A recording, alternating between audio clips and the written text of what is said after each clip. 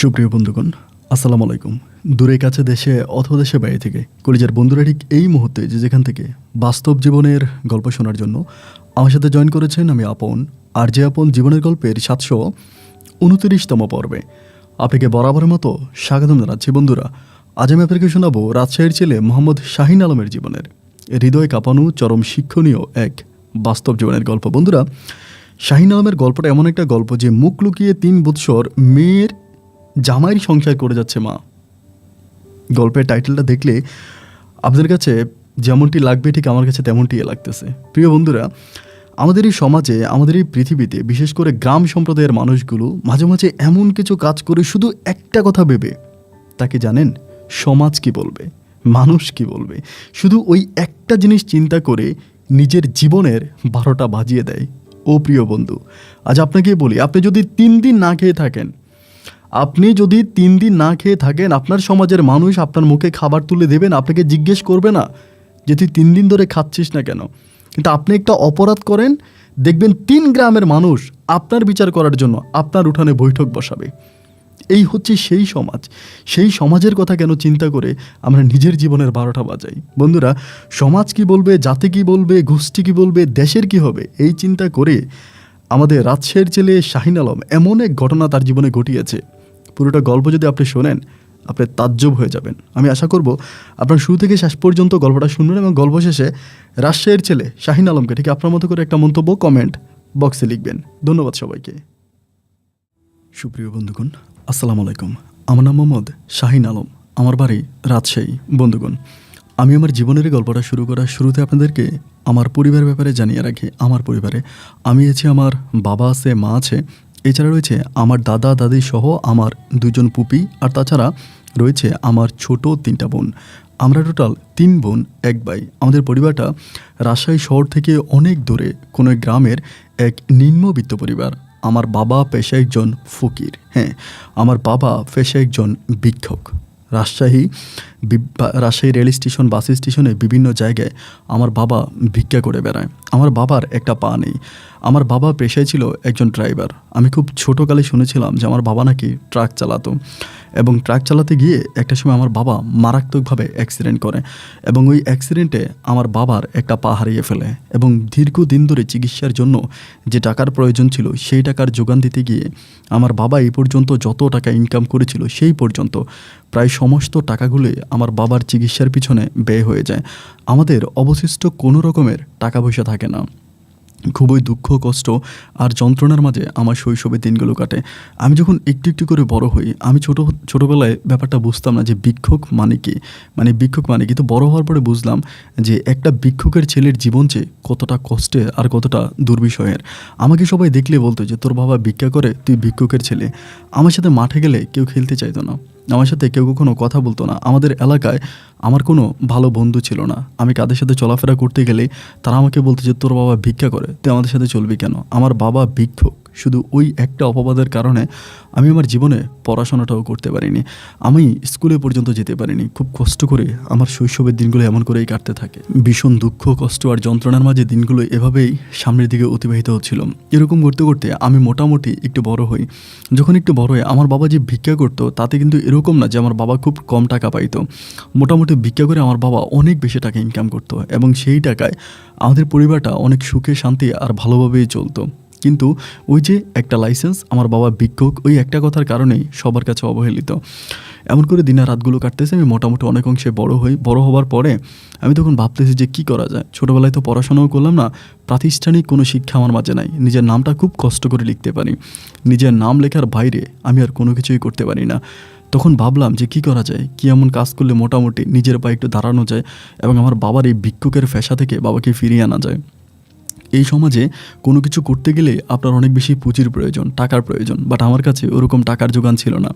আমি টাকা কোথায় পাবো? যে টাকা আমি ইনকাম করি, মানে যে টাকা আমার বাবা ইনকাম করতো, সেটা দিয়ে পরিবারে চলতো। অবশিষ্ট যদিও কিছু টাকা থাকতো, এগুলো ছোটো বোনদের কথা চিন্তা করে, পুপুর কথা চিন্তা করে আমার বাবা জমাতো। আমাকে দেওয়ার মতো কোনো পুঁজি আমার বাবার ছিল না। এরকম করতে করতে আমাদের এলাকার, মানে আমাদের পার্শ্ববর্তী গ্রামের এক লোক আছে, ওনার আবার অনেক বড় একটা মুদির দোকান আছে রাজশাহী শহরে, মানে মেইন শহরে ওনার অনেক বড় একটা মুদির দোকান আছে। একদিন ওনার সাথে কথা বললাম, কাকা আপনার দোকানে কি আমার কাজে নেবেন? মানে আমি তো এভাবে বাড়িতে ঘুরতেছি, দোকানে যদি কাজ, উনি আমাকে বলে তুই কি হিসাব নিকাশ পারিস? আমি বললাম যে না, আমি তো হিসাব নিকাশ পারি না, আমি নাম ছাড়া কোনো কিছু লিখতে পারি না। উনি আমাকে বলে তাইলে তুই কি মানে এরকম চাউল ডাউল তেল এইসব মানে মাপামাপি করতে পারবি? আমি বললাম এগুলো আমি পারবো, এগুলো আমার মানে আমার জানা আছে। পরে আমাকে বলে ঠিক আছে তাহলে তুই রেডি থাকিস, তোরা কালকে আমি শহরে নিয়ে যাবো। রাতের বেলা এসে তখন আম্মুর কাছে বললাম যে আম্মু এমন এমন ঘটনা, অমুক কাকার সাথে কথা বলছি, তিনি তো তার দোকানে আমাকে নিতে চায়। আমার আম্মা বলে ভালোই তো হয়েছে, খারাপ কি, তাহলে জানা ওর দোকানে কাজ কর। একথা বলার পরে আমি তখন ওনার দোকানে কাজে চলে যাই। ওনার দোকানে কাজে উনি আমাকে কাজে নিয়ে যায়। রাজশাহী শহরেই ছিল ওনার দোকানটা, মানে মেন সিটিদের মধ্যে। তো ওখানে কাজ টাজ করতাম, ভালো টাকায় বেতন পাইতাম, দিনকাল ভালোই কাটতেছিল, বাড়িতেও টাকা টুকা পাঠাইতাম আম্মুর জন্য। এমন করে আমার জীবন থেকে অনেকগুলো বৎসর কেটে যায়, প্রায় আমার 19 বৎসর হয়। এবং ওই 19 বছর বয়সে আমি আমার নিজের ইনকামের টাকায় আমার পুপুর বিয়ে দিই, এবং আমার যে ছোট 3টা বোন ছিল তারই মাঝে 2টা বোনের বিয়ে আমি দিয়ে দিই। একটা বোনের বিয়ে একদম ছোটোবেলায় হয়ে যায়, আরেকটা বোনের বিয়ে হয়, আর আরেকটা বোন আমার অবিবাহিত থাকে, আমার আব্বা আমার সাথে থাকে। তখন পর্যন্ত কিন্তু আমার আব্বা ওই বিভিন্ন জায়গায় ভিক্ষাই করতো। ভিক্ষার পেশা থেকে আমি আমার বাবাকে সরাতে পারি নাই, এবং আমার বাবার ওই ভিক্ষার পেশার কারণে আমার বোন এবং পুপিকে আমরা খুব ভালো জায়গায় বিয়ে দিতে পারি নাই। যদি আব্বা এই মানে প্রফেশনটা ছেড়ে দিত তাহলে আমরা মোটামুটি একটু ভালো জায়গায় আমার বোনদেরকে পুপিকে বিয়ে দেওয়া যেত, কিন্তু আব্বু কোনোভাবে এটা ছাড়বে না। আব্বুর কথা হচ্ছে আব্বু এটা করে আমাদেরকে ছোটোবেলায় লালন পালন করছে, আমাদেরকে বড় করছে, এবং আব্বু এটা ছাড়বে না। মানে টাকার একটা নেশা আমার আব্বুর ভিতরে ঢুকে যায়, যে এটাতে মোটামুটি ভালো টাকা পাওয়া যায়। ওই নেশাটাকে আঁকড়ে ধরে আমার বাবা তখন আর এই প্রফেশনটা ছাড়ে না, ওইটাই করে। এমন করে সময়গুলো কাটতেছে, আমার মোটামুটি প্রায় 20-21 বছর মতো হয়ে যায়। আমি তখন এই দোকানে মানে কাজ করি। কাজ করতে করতে দোকানের যে মালিক ছিল আমার ওই কাকা, ওনার সাথে আমার সম্পর্কটা একেবারে বাপ ছেলের মতো হয়ে যায়। ওনার দোকানে অনেক দিন ধরে কাজ করি, অনেক বছর ধরে কাজ করি, যার জন্য দোকানের সমস্ত হিসাব, সমস্ত কিছু আমার কাছে রাখা। মাল থেকে আনি, কত টাকা বিক্রি করে, কত টাকা পুঁজি আছে, গোডাউনে কীরকম মাল আছে, এই সমস্ত কিছুর হিসাব নিকাশ আমার উপরে থাকে। এবং দোকানটা উনি সম্পূর্ণভাবে আমার উপর ছেড়ে দিয়ে চোখ বন্ধ করে উনি জীবন কাটাচ্ছে। ওনার এই দোকান নিয়ে কোনো চিন্তা ভাবনা নাই, কোনো টেনশন নাই, কারণ দোকানের সমস্ত রকমের দোকানের ইনকাম থেকে শুরু করে যত যাই আছে সব কিছু দোকান আমার উপরে। আমি সব কিছু দেখাশোনা করতেছি, আমি সব কিছু মিলিয়ে খুব ভালো করেই চলতেছি। উনি তখন এইসব নিয়ে কোনো চিন্তা ভাবনা উনি করতেছে না, উনি ওনার মতো থাকতেছে, দোকানপাট ভালো করে চালাচ্ছি। এরকম করতে করতে আমার বয়স যখন প্রায় 21-এর কাছাকাছি, ওই মুহূর্তে আমার মালিকের মা উনি খুব বেশি অসুস্থ হয়ে পড়ে, এবং এতটাই অসুস্থ হয়ে যায় যে উনি মানে ওনাকে নিয়ে আমার মালিক তখন খুব দৌড়দৌড়ির মধ্যে থাকে। আমার কাকা বিভিন্ন ঢাকার বড় বড় হসপিটালগুলোতে দৌড়দৌড়ি করে, এখানে ওইখানে অনেক জায়গায় নিয়ে যায়, কিন্তু কোনোভাবে ওনাকে সুস্থ করা যায় না। দিন যত সামনের দিকে যাচ্ছে উনি ঠিক ততটাই অসুস্থ হয়ে যাচ্ছে, ওনার মানে শারীরিক অবস্থার ততটাই অবনতি ঘটতেছে, খুব খারাপভাবে ওনার দিনগুলো কাটতেছে। এরকম করে সময়গুলো কাটতে কাটতে বেশ কিছুদিন কেটে গেল, প্রায় 3 মাসের মতো। 3 মাস পরে একদিন আমার মালিক আমার দোকানে এসে অনেক হতাশা হয়ে বসে থাকে, মানে দোকানের ক্যাশ ক্যাপাবিলিটি এগুলোর দিকে খুব একটা তাকায় না। উনি খুবভাবে মানে কান্নাকাটি করে, খুব খারাপ অবস্থা হয়ে যায়। আমি তখন বললাম কাকা কী হয়েছে, আপনি তো কখনো এতটা ভেঙে পড়তে দেখি নাই, কিন্তু আপনি এরকম কান্নাকাটি কেন করতেছেন, সমস্যা কি? উনি আমাকে বলে যে এই পৃথিবীতে আমি সবচেয়ে বেশি ভালোবাসি আমার মাকে, আমার মা আমার কাছে জান্নাত। আমি আমার মাকে এত ভালোবাসি যে আমার মায়ের চেয়েও পৃথিবীতে বড় কিছু হতে পারে না, কিন্তু আজকে আমার কেন জানি অনেক খারাপ লাগতেছে, আমার মাটা আর বাঁচবে না।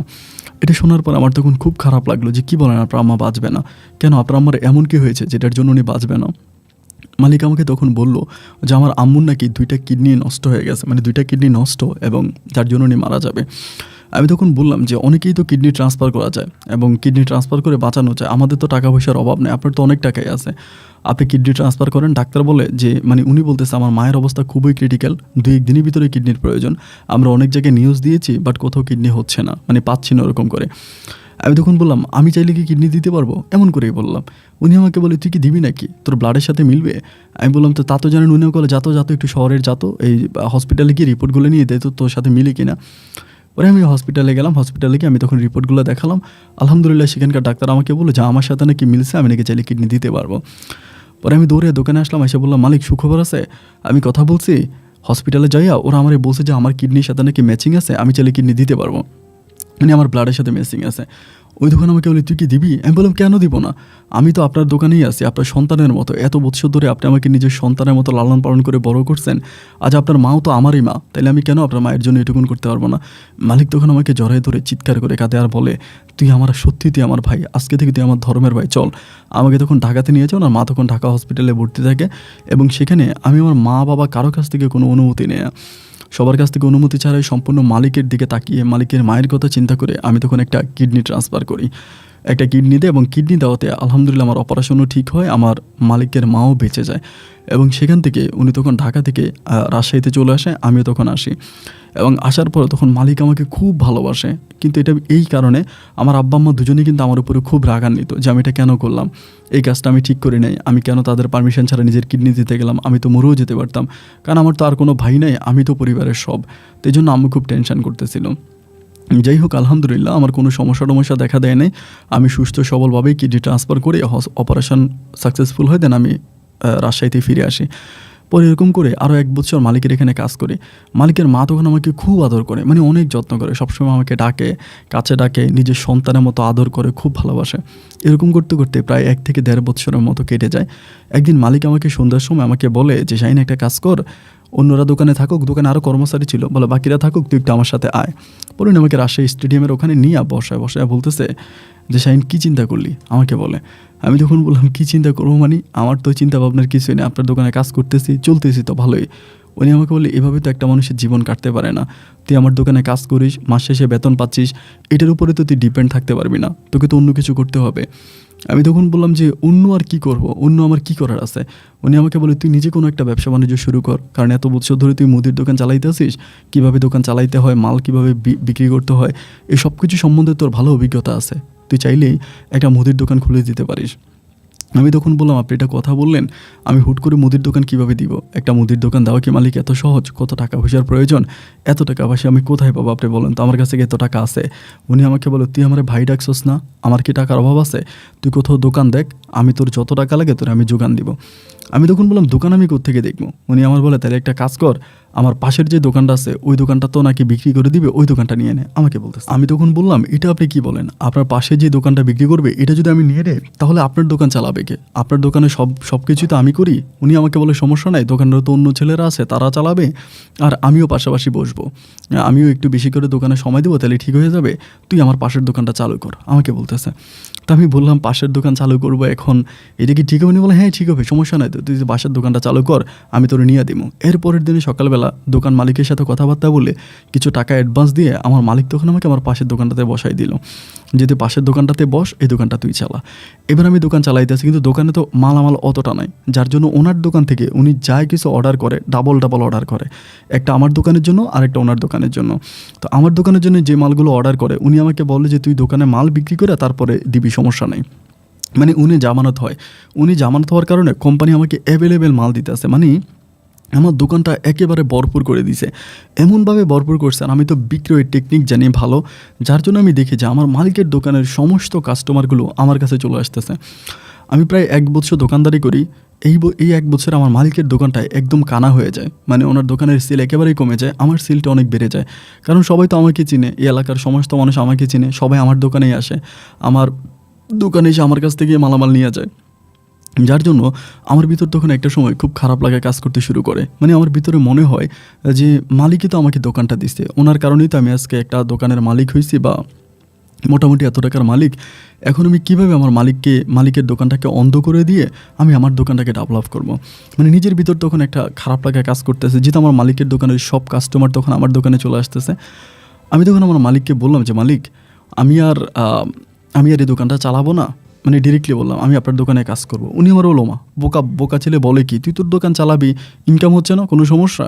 আমি বললাম, হচ্ছে, ঠিক আছে, কিন্তু মালিক আমি একটা জিনিস খেয়াল করে দেখতেছি, আমার দোকানের যত কাস্টমার সমস্তগুলো আপনার দোকানের কাস্টমার, সব আপনার দোকান থেকে আমার দোকান থেকে মাল নেয়, আপনার দোকানে যায় না, সো এটা আমার কাছে ভালো লাগে না। উনি আমাকে বলে, আরে সমস্যা নাই বেটা, ইনকাম কর, তুই এখন যুবক ছেলে, তো টাকা পয়সার দরকার, তুই কামা, আমি তো সারা জীবনে কামাইছি। আমি তখন বললাম, না মালিক, আমি এই দোকানটা চালাবো না, আমি দোকানটা ছেড়ে দিব, মানে এক কথাই সোজা। উনি আমাকে বলে, ছাড়বি কেন? আমি আর কোনো কিছু বললাম না, দোকান মালিককে বলে দিলাম যে, আপনি দোকান অন্য কোথাও ভাড়া দেন বা কী করবেন, আমি দোকান চালাবো না। এই বলে আমার দোকানের যত মালামাল ছিল সব কিছু নিয়ে আমাদের যেই মানে আমাদের যে থানায় ছিল তখন আমি আমাদের থানায় দোকানটা ট্রান্সফার করে ফেলি, মানে আমাদের এলাকার ভিতরে, এলাকায় থানায় পৌরসভার ভিতরে আমি তখন মুদি দোকানটা ওখান থেকে ট্রান্সফার করে ডিরেক্টলি ওইখানে নিয়ে যাই। তো এতে আমার মালিক একটু রাগান্বিত হয়তো কেন নিয়ে গেলে, আমি যে কেন নিয়ে যাই এটা আমি নিজেই জানি, কারণ আমি কখনো আমার মালিকের উপরে এত বড় জুলুম করতে পারবো না, এই জন্য আমি তখন এখানে চলে যাই। কিন্তু চলে যাওয়ার পর আমার মালিক আমাকে এত ভালোবাসতো, প্রতি শুক্রবারে সকালবেলা আমার দোকানে চলে আসতো, আইসা আমার টাকা লাগবে, পয়সা লাগবে, যখন যা লাগবে, যখন যেটা লাগবে উনি একেবারে নিজের দোকানের মতো করে আমার দোকানে মাল পাঠিয়ে দিত। রাজশাহী শহর থেকে গাড়ি করে মাল পাঠিয়ে দিত, যে ওর দোকানে এটা শর্ট আছে ওনার দোকান থেকে উনি পাঠিয়ে দিত।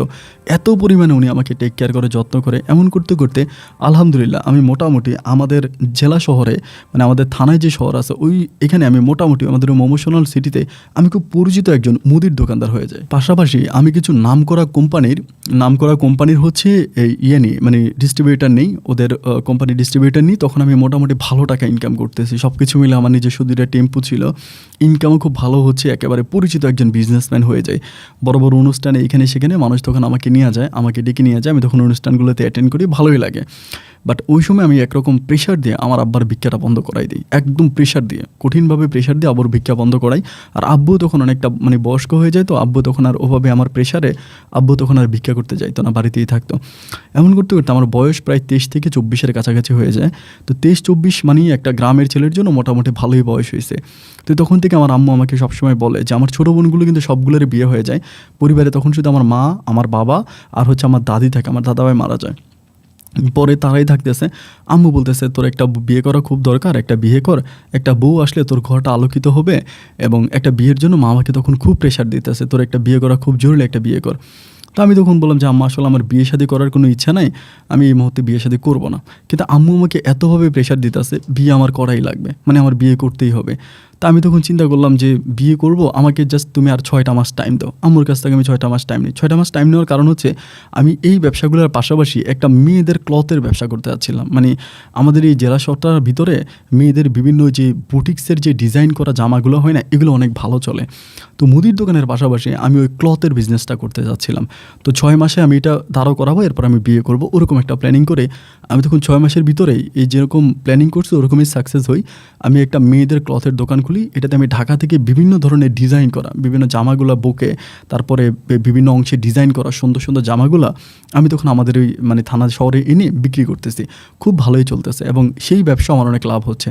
তো 6 মাস পরে আম্মু তখন আমার জন্য একটা মেয়ে ঠিক করলো, আমাদের গ্রাম থেকে মোটামুটি বেশ দূরেই, খুব ছোট্ট একটা মেয়ে, মাত্র ইন্টারমিডিয়েটে পড়ে, এসএসসি পরীক্ষা দিয়েছে।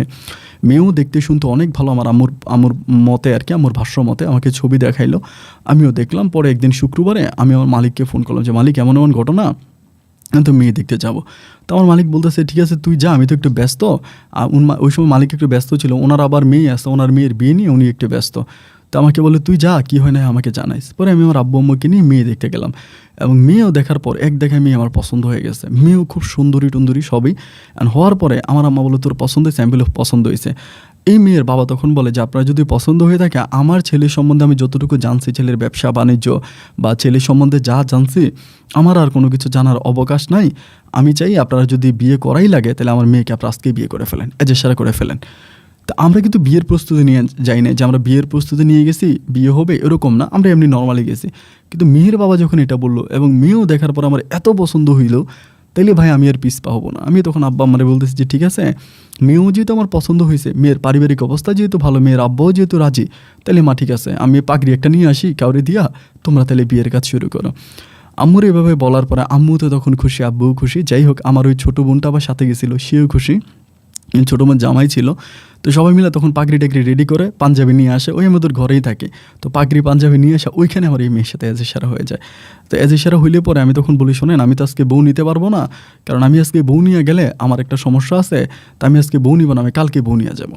কালকে আমার এলাকা থেকে লোকজন নিয়ে আসবে, আমি বর্ষে যে বউ নিয়ে যাবো, আজকে জাস্ট বিয়েটা হয়ে যাক।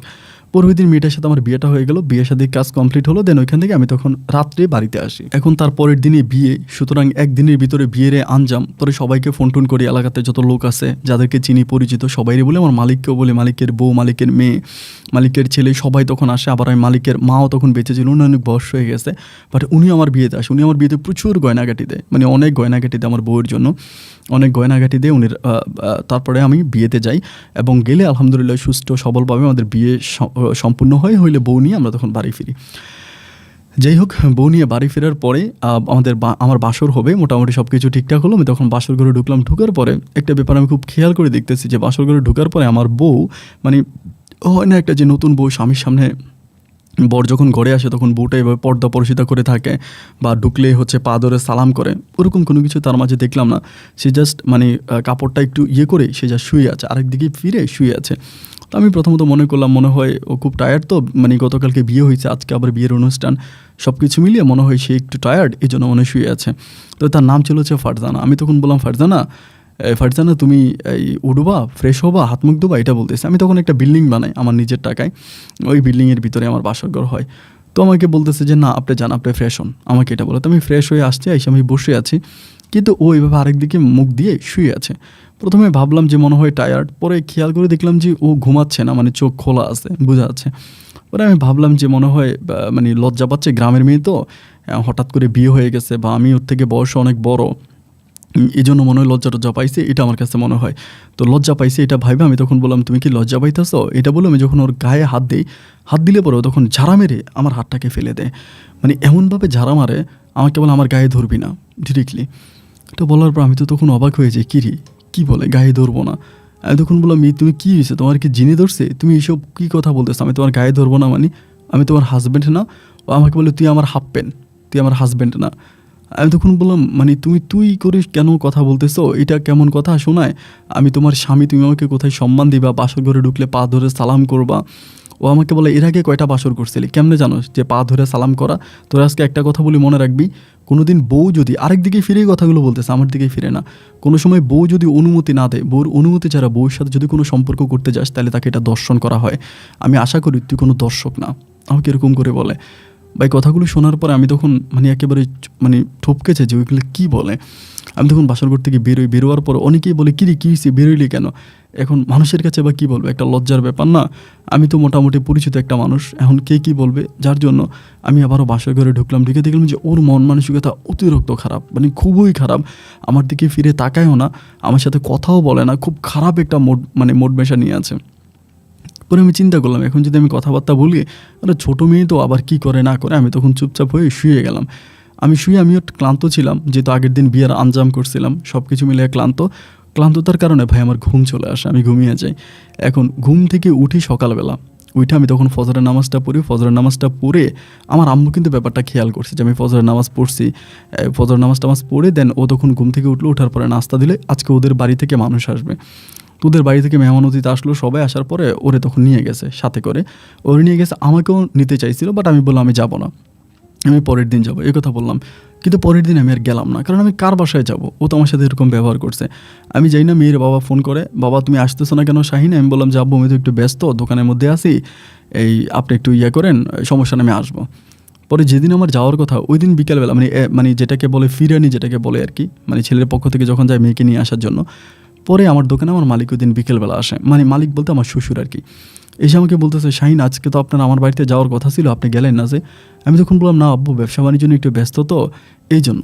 পরে উনি আমাকে বলে আচ্ছা আমি আপনার সাথে একটু কথা বলবো, আপনি এখান থেকে উঠে একটু গোডাউনের দিকে চলেন। পরে ক্যাশ থেকে উঠলাম, উঠার পর ওনার সাথে আমি গোডাউনে ঢুকলাম। গোডাউনে ঢুকার পরে উনি আর আমি দুটো চেয়ারে বসলাম, বসার পরে উনি ওর দিকে তাকে বলতেছে শাহিন আপনি কি কোনো ব্যাপারে আপসেট, মানে আপনি কি কোনো ব্যাপারে মনোমালিন্যতা আছে, আমার উপরে কোনো ক্ষোভ রাগ অভিমান। আমি তখন অনেকে বললাম যে না ক্ষোভ রাগ অভিমান কিছু নেই, কিন্তু আপনাকে আমার একটা প্রশ্ন করার আছে, একটা প্রশ্ন করতে চাই। উনি আমাকে বলে হ্যাঁ করেন। আমি বললাম মানে আপনি কি আপনার মেয়ের মতে তাকে বিয়ে দিয়েছিলেন নাকি জোর করে বিয়ে দিয়েছেন। এটা বলার পরে উনি তখনই আমার দিকে তাকে মানে একটু বিস্মিত হয়ে যায় আর কি, অবাক হয়ে যায় প্রশ্নটা শোনার পরে। উনি তখন বুঝে যায় যে আমি ওনাকে কী বলতে চাচ্ছিলাম। উনি তখন বলে বাবা দেখেন ছোটো মেয়ে তো, এখন এই ছোটো মেয়ে এদের এই আবেগী বয়স, টেনেটসের বয়স, এই বয়সে কত ভুলটুল করে। মেয়ে মানুষ তো, ছোটো মেয়ে, এই জন্য হয়তো ও রাজ্যে ছিল না, ওই বয়সে বিয়ে করতে চায় নাই, তা আমি ওকে জোর করে বিয়ে দিছি, এটা সত্য কথা। তা আমি তখন বললাম যে জোর করে বিয়ে দিয়েছেন, বিয়ে বসতে চায় নাই, এটা এক কথা। আরেক কথা হচ্ছে যে সে অন্য কাউকে ভালোবাসে। তার কাছে বিয়ে না দিয়ে আমার কাছে বিয়ে দিয়েছেন। উনি বলেন না না না না আস্তাগফিরুল্লাহ, তুমি আমার পরিবার নিয়ে এ ধরনের কী কথা বলছো? না, আমার পরিবার এরকমই না, আমার মেয়ের সম্বন্ধে তুমি এ ধরনের কথা বলতেই পারো না, আমার মেয়ে যথেষ্ট পরিমাণের ভালো মেয়ে, আমাদের পুরো এলাকার মানুষ জানে আমার মেয়ের মতো মেয়ে হয় না, ও যথেষ্ট লক্ষ্মী নম্র ভদ্র একটা মেয়ে। না না না, এটা তোমার ধারণা ভুল। আমি তখন বললাম ঠিক আছে আব্বা, আমার ধারণা যদি ভুল হয়ে থাকে তো ভুলই, আমি স্বীকার করলাম, কিন্তু আপনি এমন কোনো কিছু করবেন না যেটার কারণে আমি সমাজে মুখ দেখাতে পারবো না। উনি আমাকে বলে না না না বাবা, তুমি এটা কী বলতেছো, আমি কালকে ওরে পাঠাই দিব। এই কথা বলে উনি খুব তড়িগড়ি করে আমার সামনে থেকে উঠে চলে যায়। উনি চলে যাওয়ার পরে আমি আর ওনাকে কোনো কিছু বলিনি, উনি চলে গেছে। আমি তখন বসে আছি যে ঠিক আছে দেখা যাক কী হয়, উনি কী করে। পরিশেষে উনি তখন করলো কি, এর পরের দিন ওনার মেয়েকে উনি ফিরতে আমাদের বাড়িতে দিয়ে গেল। তো ওই দিন রাতে আমি তখন 10:30টার দিকে গেছি বাড়িতে, যাওয়ার পরে মানে গ্রামে গেছি, যাওয়ার পরে আমি তখন ঘরে ঢুকলাম। ঢোকার পরে রুমে ঢোকার পরে ও তখন মানে খুবই চঞ্চলে, মানে জিন্স প্যান্ট আর টি শার্ট পরে আছে, মানে খুবই চঞ্চলে ভাব, যেন আমাকে মারবে, মানে একটা মানুষকে মারার জন্য যে একটা প্রস্তুতি না, মার্শাল রেডি করতেছে এরকম। তাই আমি ভিতরে ঢুকে বললাম যে ফারজানা, তোমার কি কোনো ব্যাপারে তুমি কি আমার উপরে রাগ নাকি, মানে বুঝলাম না। ও আমাকে বলতেছে যে আপনাকে অনুরোধ করি, মানে আমি আপনাকে খুবভাবে অনুরোধ করি, আপনি এমন কিছু করার চেষ্টা করবেন না যেটা করলে আমি বাধ্য হই আপনার সাথে খারাপ হওয়ার জন্য। আমি আপনার সাথে খারাপ হতে চাই না, কিন্তু আপনি আমাকে খারাপ করতে বাধ্য করবেন না, দয়া করে প্লিজ, অনুরোধ। তাই আমি বললাম আচ্ছা ঠিক আছে, আমি তোমারে খারাপও করবো না এবং তোমারে খারাপ করা আমার কোনো দরকারও নাই, কিন্তু তোমাকে জাস্ট আমি একটা অনুরোধ করি, তুমি আমার সামনে ঘরের মধ্যে যা করার করো, কিন্তু তুমি কখনো এই ব্যাপারগুলো বাইরের মানুষের সামনে করো না, কারণ আমাদের এই সমাজে আমার একটা মান সম্মান আছে, আমি একজন প্রতিষ্ঠিত ব্যবসায়িক, মানুষ আমাকে খারাপ কথা বলবে। ও আমাকে বলে না না না, আমি বাইরে কেন বলবো, আপনি যদি আমার ভিতরে আমার কথা শুনেন তাহলে বাইরে আমি আপনার কথা শুনবো। আমি বললাম আচ্ছা ঠিক আছে ওকে, আমি তোমার ভিতরের কথা শুনে আমার কী করতে হবে। ও বলে আমার অনুমতি ছাড়া আমার গায়ে হাত দিতে পারবেন না। আমি তখন বললাম ঠিক আছে দিব না, তোমার অনুমতি ছাড়া তোমার গায়ে হাত দিব না। এইভাবে একদিন দুদিন না, টানা 15টা দিন কেটে যায়। ও ওদের বাড়িতে যায়, আবার আমাদের বাড়িতে আসে একইভাবে, কিন্তু আমি ওদের বাড়িতে আর যাই না। ওদের বাড়িতে ওই যে বিয়ে হয়েছে, বিয়ের দিন আমি গেছিলাম, এরপরে আমি আর একবারও যাই না, আমি আর যাবোই না। আমার কথা হচ্ছে এটা, আমি তো বুঝছি এখানে কিছু একটা। 15টা দিন পার হয়ে যাওয়ার পরে ঘরে পাশে বউ শুয়ে আছে, তার গায়ে ধরতে পারি না, তার সাথে ঠিকমতো দুইটা কথা বলতে পারি না। এর চেয়েও বড় কষ্ট তো একটা স্বামীর জন্য আর কিছু হতে পারে না, একটা পুরুষ মানুষের জন্য। একদিন খুবই মন খারাপ করে আমি তারে বললাম যে ফারজানা, তুমি আমার বিয়েটা কেন করছিলা 15 দিন পরে? ও আমাকে বলতেছে বিয়ে তো আমি করি নাই, আমার পরিবার বিয়ে দিছে। তাই আমি বললাম তুই কি কবুল বলো নাই, কাবিন পেপারে সিগনেচার করে নাই? ও বলে হ্যাঁ করছি, কাবিন পেপারে সিগনেচারও করছি, কবুলও করছি, কিন্তু আমি বাধ্য হয়েছি এগুলো করতে। আমি তখন বললাম কেন, আমাকে কি তোমার পছন্দ হয় নাই? ও বলে পছন্দ অপছন্দ তো পরে, একটা মানুষকে দেখলেই না পছন্দ অপছন্দের কথা আসে, আমি কি আপনাকে দেখছি? আমি তখন বললাম তো আজকে 15 দিন আমার সংসার করতেছে, আমাকে দেখো নাই? আমাকে বলে না, আমি কোনোদিনও আপনাকে ওভাবে দেখি নাই, আপনি কেমন দেখতে ওটা আমার জানারও প্রয়োজন নেই, বাড়তি কথা বলবেন না, ঘুমায় যান। এই কথা বলেও তখন ঘুমাই যাওয়ার জন্য প্রস্তুতি নেয়। তো সেদিন আমার রাগটাও মনে হয় একটু বেশি থাকে, মানে রাগ বেশি থাকে, মনে ধাক্কা দিই। এই 15 দিন পরে একটা ধাক্কা দিয়ে বলে যদি ঘুমাইতেও হয় তাহলে নিচে গিয়ে ঘুমা, আমার পাশে ঘুমাইলে আমি তোর গায়ে ধরবো। একটু আমি ওদের একটু মানে রোড বাসা করি, তুই করি। ও আমাকে বলে আপনি আমার সাথে এইভাবে কথা বলতেছেন? আমি বললাম বাহ দেখছো, আমি যখন তোমারে আর তুমি বলতাম তখন তুমি আমারে তুই বলতে, এখন আমি যখন তোমাকে তুই বলতেছি এখন তুমি আমাকে কি সুন্দর করে আপনি বলতেছো। আসলে যারাই ইশারা ইঙ্গিতে হয় না, তারা মায়ের কিল আর ঘুষি দিয়ে ঠিক করতে হয়। আমাকে তখন বলতেছে তার মানে কি আপনি আমার নামে আমারে মারবেন? আমি কালকে গিয়ে আপনার নামে মামলা দিব, কালকে গিয়ে আপনার নামে মামলা দিব। মামলার কথাটা শোনার পরে আমার ভিতরটা কেমন জানি কেঁপে ওঠে, কারণ এই মামলা মোকদ্দমাগুলোকে আমি ভয় পাই। আমাদের পাশের এক ব্যবসায়িক মানুষ, উনি ওনার বউয়ের মামলায় একেবারে নিঃশেষ হয়ে গেছে, একেবারে নিঃশেষ, কিচ্ছু নাই, শুধু বউয়ের মামলায়। এখন মামলার কথা যখন আসছে আমি তখন ভয় পেয়ে বলতেছি যে তুমি এরকম কেন বলতেছো, মামলা কেন করবা, মানে মামলা করার মতো কি হয়েছে, এমনটা কেন করতেছো? আমাকে তখন বলতেছে আচ্ছা আমি আপনাকে একটা কথা স্ট্রেট জানিয়ে দিই, আপনি আমাকে বিয়ে করছেন ভালো কথা, কিন্তু আপনি আমার কাছ থেকে কখনো স্বামীর অধিকার তখন পাবেন না, এটার জন্য আপনার বৃথা চেষ্টা করে কোনো লাভ নাই। আমি তখন বললাম কেন? ও তখন ডিরেক্টলি আমাকে বলতেছে আমি অন্য একজনকে ভালোবাসি এবং আমার জীবন থাকতে আমার ওই ভালোবাসার মানুষটা ছাড়া আমার গায়ে অন্য কেউ হাত দিতে পারবে না। আপনাকে এটাও বলে দিই, আপনার সাথে বিয়ে হবার পরে 4 থেকে 5 বার ওর সাথে আমার শারীরিক সম্পর্ক হয়েছে, আমার যতটুকু মানে যৌবিক চাহিদা আছে সব কিছু ওই মিটাবে, আপনি কখনো আমার গায়ে হাত দিতে পারবেন না। ওর এই কথাগুলো শোনার পরে তখন আমার চোখের পানিগুলো টলমল করতেছে।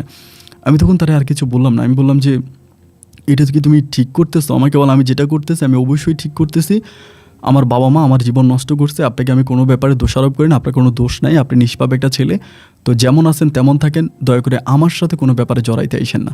আমার সাথে যদি জড়াইতে আসেন তাহলে এর পরিণতি এক বিন্দু পরিমাণও ভালো হবে না, আপনি জাস্ট সাবধান থাকেন। মানে সে একরকম আমাকে আলটিমেটার দিয়ে দেয়, একটা সতর্ক রকম আলটিমেটার দিয়ে দেয়। তো আমি আর কিছুই বলি না, যেহেতু এত রকমই ধমকাধমকি করে, এত কথাই বলে, আমি আর তার সাথে আর কোনো রকমের কোনো ব্যাপার নিয়ে আর কোনো কথা বলি না। আমি তখন একেবারে শান্ত হয়ে গেছি। হয়ে যাওয়ার পর আমি তখন নিজের মতো করে চলতেছি। এই ব্যাপারগুলো যে আমি পরিবারে কাউকে জানাবো সেটাও লজ্জা পাচ্ছি, পরিবারে কাউকে জানাইতে পারতেছি না। ও ওর মতো করে ওদের বাড়িতে যাচ্ছে, যে ছেলের সাথে সম্পর্ক তার সাথে দেখা করতেছে, তার কাছ থেকে গিফট আনতেছে, এটা ব্যবহার করতেছে, মানে নিজের মতো করে। ও যখন রুমে আসে তখন একটা মেয়ে থাকে, এবং রুম থেকে বেরোয়ার পর ও আরেকটা মেয়ে হয়ে যায়। মানে রুমের ভিতরে একরকম, রুমের বাইরে গেলে ও আমাকে লোকমা ধরে ভাত খাওয়াই দেয়। কেউ বিশ্বাস করবে কিনা জানি না, আমরা যখন ডাইনিং টেবিলে খেতে বসি, আমার আব্বু আম্মুর সামনে পর্যন্ত ও আমার মুখে এরকম খাবার দিয়ে দেয়, মানে আমার মুখে খাবার তুলে দেয়, এত পরিমাণের আমাকে ভালোবাসা দেখায়। কিন্তু ঘরের ভিতরে ঢোকা মাত্রই ও একদম পাথরের মতো শক্ত হয়ে যায়, আমি ওর আশেপাশেও যেতে পারি না। তো সহ্য করে যাচ্ছি, আসলে মানে নিজেও একটু বোকামিয়ে করতেছি মনে হয়, তো তারপরেও কিছু বলি না, এমন করে চলতেছে। এভাবে চলতে চলতে পরে আমার মনটা অনেক খারাপ হয়ে গেছে।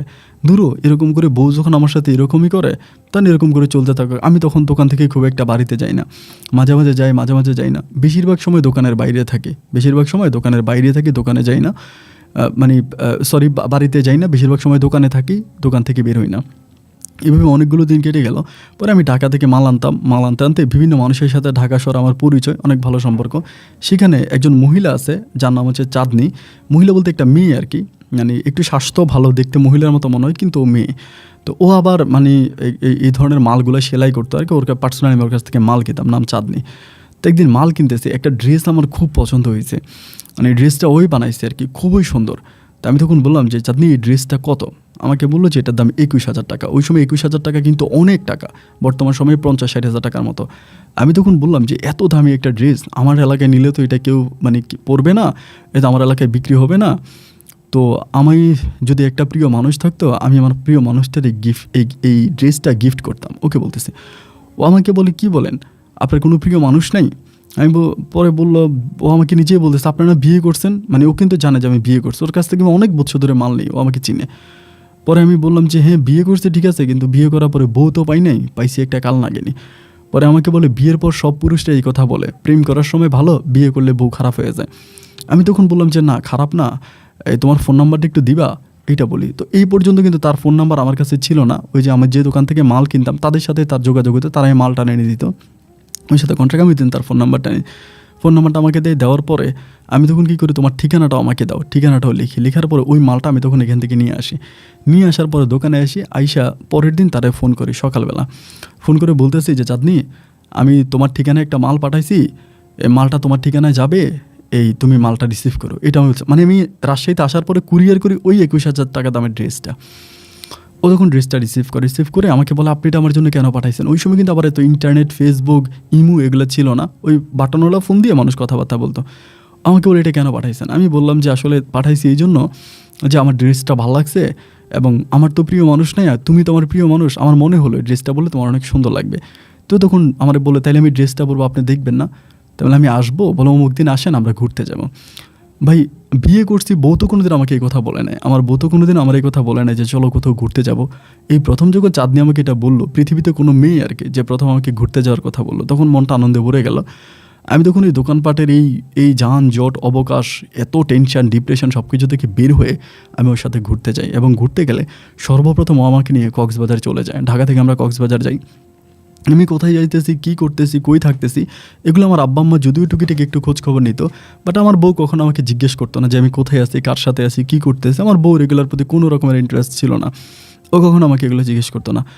পরে কক্সবাজার চলে যায় চাঁদনির সাথে। কক্সবাজার গেলে পরে চাঁদনির সাথে আমি কক্সবাজারে 4 দিন ধরে থাকি, এবং 4 দিন আমাদের মাঝে স্বামী স্ত্রীর সম্পর্ক হয়। স্বামী স্ত্রীর সম্পর্ক বলতে শারীরিক সম্পর্ক হয়। তারপর আমরা একসাথে কক্সবাজারে বিচে ঘুরি, অনেক মজা মাস্তি করি। ও আমাকে অনেক বুঝি, আমিও তাকে অনেক বুঝি। মানে আমাদের দুজনের মাঝে খুব মধুর একটা সম্পর্ক হয়ে যায়, মানে খুবই ডিপলি একটা সম্পর্ক হয়ে যায়।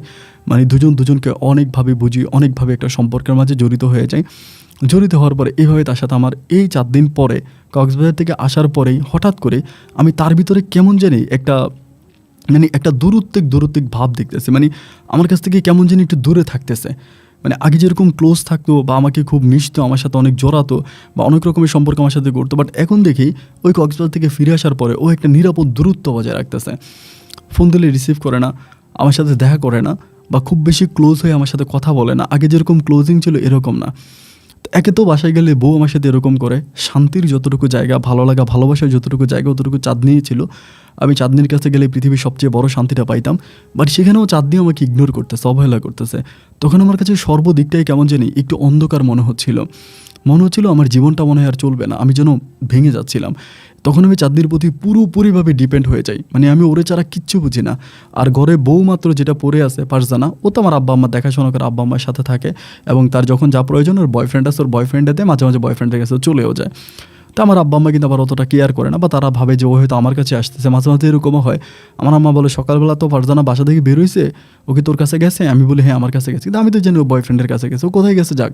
মানে আমি আর ওরে কোনো কিছুতে মানে বাধাও দিব না বা কিছু বলবো না। এবং কাবিন আমার এত টাকা হয়, কাবিনের টাকাটা কোনো বড় কথা না, কিন্তু আমি কাবিনের টাকা দিয়ে ওরে বিদেয় করবো না। ও যেমনি আছে এমনি থাক, আমার কাছে তো চাঁদনি আছেই। চাঁদনির উপরে ডিপেন্ড করে তখন আমি পরিপূর্ণভাবে এটা সরে গেলাম। এখন এই চাঁদনির সাথে এরকম করে চাঁদনি আমার কাছ থেকে একটু একটু করে দূরে সরতেছে, দেখা করে, কথা বলে, কিন্তু ওরকম ফিলিংসটা আর পাই না। কোথাও ঘুরতে যেতে বললে ও আর ঘুরতে যায় না। তখন আমার কাছে মনে হলো মেবি আমি শারীরিকভাবে কিছুটা দুর্বল, এটা ভাবলাম। একদিন তাকে আমি ওপেনলি জিজ্ঞেস করলাম, ও আমাকে বলে যে না তুমি ঠিক আছো, সর্বদিক থেকে তোমার আমার ভালো লাগছে। তাহলে কেন তুমি আমার সাথে এরকমটা করতেছো, আমার কাছ থেকে দূরে থাকতেছো, আমার কাছে আসতে যাচ্ছ না? ও আমাকে বলে আমার এগুলো ভালো লাগে না, তুমি প্লিজ কিছু মনে করো না। এরকম করে আমার সাথে অনেক দিন ধরে কথাবার্তা বলতেছে। বলতে বলতে ও তখন আর মাল দেওয়ার জন্য আসতো না। একদিন প্রায় এই ঘটনার 4 থেকে 5 মাস পরে একদিন আমি দোকানে বসে আছি, মানে ঢাকার ওই দোকানে যেখান থেকে মাল কিনবো, এখানে বসে আছি। বসে থাকা অবস্থায় খুবই সুন্দর একটা মেয়ে, একেবারে হেংলা পাতলা, বয়স অত বেশি না, মোটামুটি কম বয়সী, আমার মনে হয় SSC-র নিচে হবে, এরকম একটা বয়স্ক একটা মেয়ে আসছে। আয়সা বলতেছে যে চাচু আম্মু বলছে টাকা দিতে, এটা বলে। তো বললে মেয়েটারে উনি অনেক টাকা ক্যাশ থেকে দিয়ে দেয়, ক্যাশ থেকে দেন। মেয়েটা অনেক সুন্দর ছিল। পরে আমি দোকানদার যে ছিল তারা জিজ্ঞেস করলাম যে এটা কে, এত টাকা দিয়ে দিলেন? আম্মু টাকা দিতে বলছে এই মেয়েকে। পরে বলে চিনেন না, আপনার গার্লফ্রেন্ডের এই মেয়ে। যখন বললো আমার গার্লফ্রেন্ডের মেয়ে, আমি তখন অবাক হয়ে গেলাম যে আমার গার্লফ্রেন্ডের মেয়ে মানে, আমার গার্লফ্রেন্ডের মেয়ে মানে কী বললেন? ওরা অনেকেই জানে যে আমি চাঁদনির সাথে ঘোরাফেরা করি বা কথাবার্তা বলি।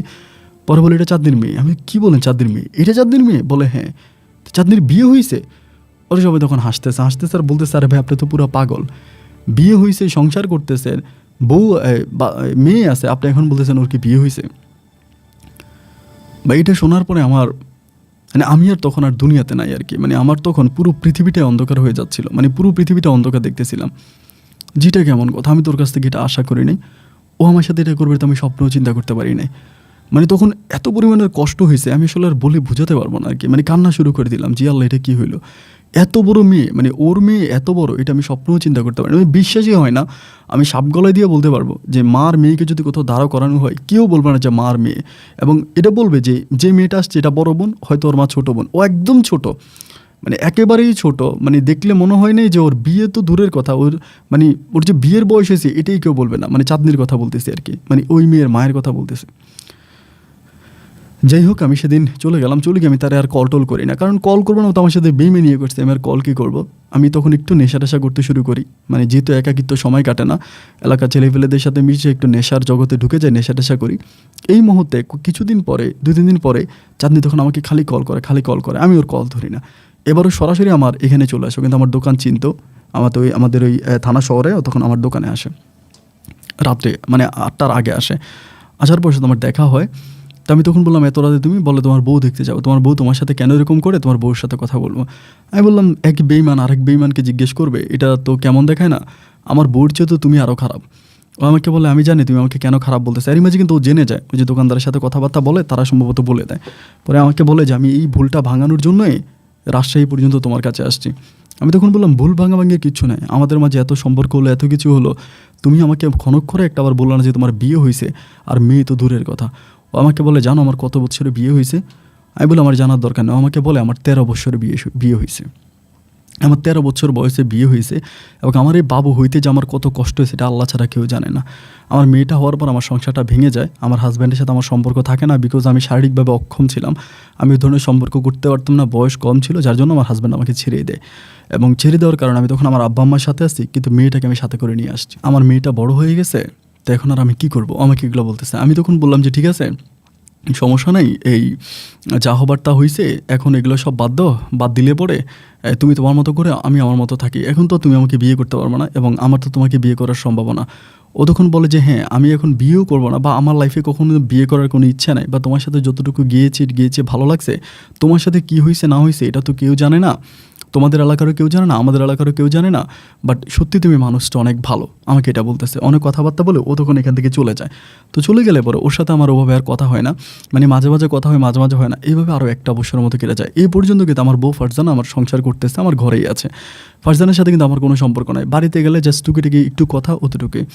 এক বছর পরে হঠাৎ করে একদিন চাঁদনি আমাকে কল দিয়ে খুব কান্নাকাটি করতেছে, প্রচুর কান্নাকাটি করে বলতেছে আমাকে আর আমার মেয়ের জন্য, তুমি কি তোমার এখানে, মানে আমার মেয়ে, আমি আর আমার বাবা মা আমরা 4 জনে যাব, তুমি কি রাজশাহীতে আমার জন্য একটা ঘর ভাড়া করে দিতে পারবা, ওরকম করে বলতেছে। এবং আমরা ঘরের ভিতরে এই ধরনের কাজগুলো করব, মেশিনে আমরা যে ধরনের জামাগুলো এগুলো সেলাইবো, তুমি কি আমাকে দিতে পারবা। হঠাৎ করে আমি তখন বললাম পারবো না কেন, অবশ্যই পারবো। তো ঠিক আছে তুমি আসো। এরপর আমি রাজশাহীতে ওর জন্য একটা ঘর ভাড়া করে দেই, মানে সব কিছু ঠিক করে দেই। দিলে পরে ও তখন আমার এইখানে চলে আসে, আমার এই জায়গায় আসে। ওর মেয়েটা তখন পড়াশোনা করতো, কলেজে পড়তো সম্ভবত, নাকি কিসে পড়তো জানি না। তো মেয়েটা এখানে আসার পরে মানে পড়াশোনা করে, তো ওই না ঘর ভাড়া করে দিই। কিন্তু এরই মাঝে বিভিন্ন ধরনের ছেলেরা ওর মেয়েটাকে ডিস্টার্ব করতেছে, কারণ মেয়েটা অনেক সুন্দরী ছিল, ওর থেকেও আরও 1000 গুণ সুন্দরী আর কি, এত বেশি সুন্দরী। তো সুন্দরী থাকার কারণে এলাকার উশৃঙ্খল ছেলেফেলেরা খুব ডিস্টার্ব করে, বাসা থেকে বেরোলে ডিস্টার্ব করে খুবভাবে। ওর মানে বিল্ডিংয়ের নিচে ছেলেরা অলওয়েজে দাঁড়ায় থাকে, খুব বিরক্ত করে। তো এরকম করতে করতে একদিন ও আমাকে বলতেছে, মানে চাঁদনি বলতেছে, একটা কাজ করো, আমার মেয়েটার জন্য একটা ছেলে ঠিক করো, আমার মেয়েটাকে বিয়ে দিয়ে দিব, এটা বলতেছে।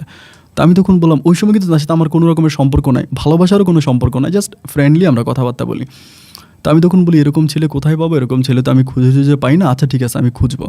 এমন করতে করতে ভাই একদিন ও হঠাৎ করে আমাকে বলতেছে যে শাহিন, তোমাকে একটা কথা বলি, এমন মতো হতে পারে, মানুষের জীবনে অনেক ভুল বোঝাবুঝি থাকে, অনেক ভুল বোঝাবুঝি হয়, অনেক কিছুই হয়।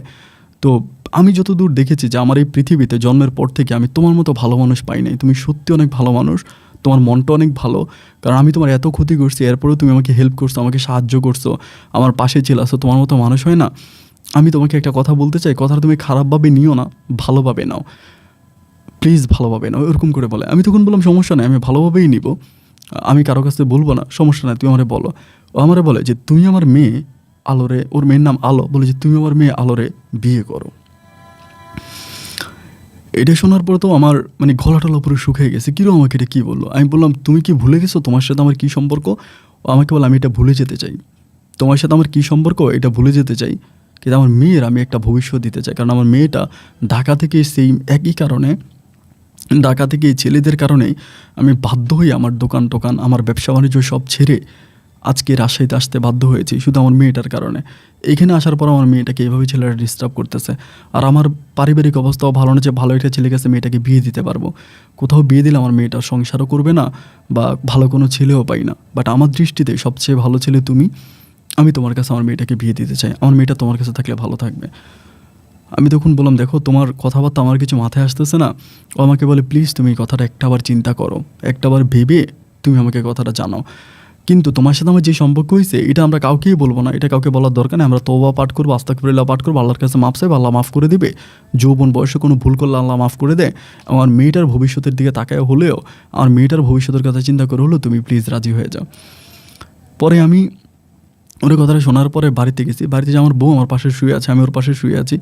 শুয়ে থাকার পরে আমি মনে মনে চিন্তা করতেছি কী করা যায়, আমাকে যে কথাটাও বলছে, এখন কথাটা আমি করবোটাকে, মানে কোন সিদ্ধান্ত নিব, কীভাবে কী করব, মানে বুঝতে পারতেছি না, জাস্ট ভাবতেছি যে কী করা যায়। ও যে কথাটা বললো এটা কতটুকু কী করব চিন্তা করতেছি, চিন্তা করতে করতে অনেক রাত পর্যন্ত আমি ওর বউরে ডাক দিলাম যে ওরা উচিত আমার পাশে শুয়ে আছে, একটু ডাক দেই। 2বার ডাক দেওয়ার পর ও আমাকে একটা গালি দিল, খুব খারাপ ভাষায় গালি দিল, মানে খুব খারাপ ভাষাটা গালি দিল। গালিটা খাওয়ার পরে খুব কষ্ট লাগলো। আমি তখন বাসার ছাদের উপরে গিয়ে বসছি, চেয়ারের মধ্যে বসে আছি, বসে বসে চিন্তা করতেছি আমার এই বউটা কিন্তু অনেক সুন্দরী, ও কিন্তু সুন্দরী যেটার বিয়ে করলাম, তো এর চেয়েও আরও একটু বেশি সুন্দরী আমি আর ভুলতে পারবো। আমার এই বউটার কিন্তু আমি ভালোবেসে ফেলতে, মানে ফারজানার অনেক ভালোবাসি, অন্য কারোর সাথে সম্পর্ক করে, অন্য কারোর সাথে ওর সব কিছু আমি বুঝি, কিন্তু তারপর তারা ভালোবাসি, দেখে আমার ভালো লাগছিল। তখন আমি ছাদের উপরে বসে বসে চিন্তা করতেছি, ফজরের একটু আগে ভাবতেছি আমার জীবনে তো বিয়ে করাই লাগবে, আমি তো বিয়ে করবই।